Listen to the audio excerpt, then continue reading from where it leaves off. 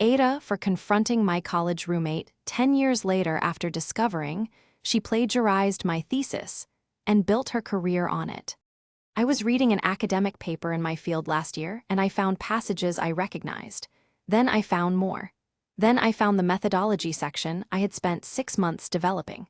The paper was published under my former roommate's name in 2019. My original thesis was submitted in 2014. I need to establish two things first. I am not a vindictive person, and what I found is not ambiguous. My roommate Carla and I shared a flat for 2 years during our postgraduate programs. We were in adjacent fields, close enough to discuss ideas, distinct enough that we rarely overlapped. We were friendly. She moved abroad after her degree, and we drifted, as people do. Last year, I was doing a literature review for a professional project. A colleague had recommended a 2019 paper in a peer-reviewed journal as relevant to my area. I downloaded it and began reading. The introductory framework was familiar. I kept reading. The literature review had specific passages that were close to language I had used. I kept reading.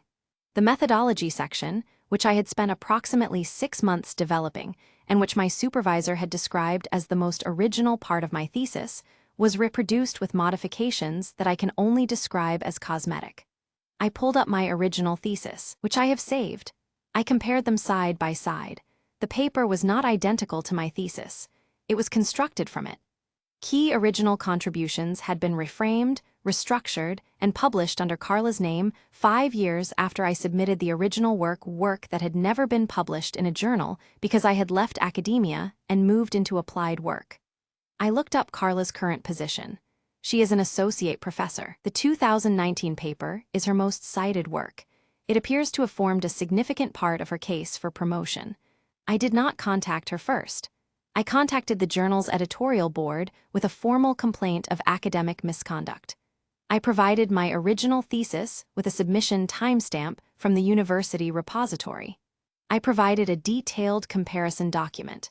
I copied the university that published Carla's paper. Then I contacted Carla. Am I the asshole? Update 7 months later.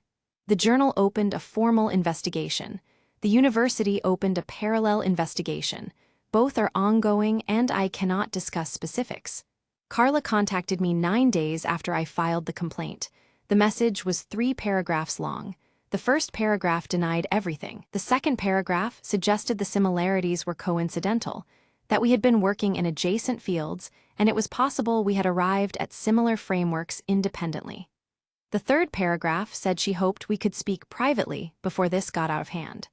I forwarded the message to the investigations and did not respond to her. I have thought a great deal about why she did this. My honest answer is that I think she was desperate. The pressure to publish in academia is ferocious, and she had access to original work that had never been published. I do not think desperation makes it acceptable.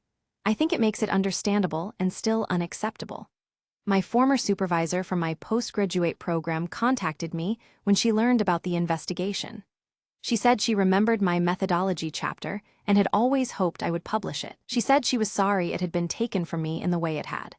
I did not publish it at the time because I was 26 and leaving academia felt like a bigger decision than a journal submission. I think about the version of me at 26 who didn't send it off, and I want to go back and shake her by the shoulders. I am submitting it now, 10 years late, under my name. NTA or ITA, was she right to go to the journal first? Comment below.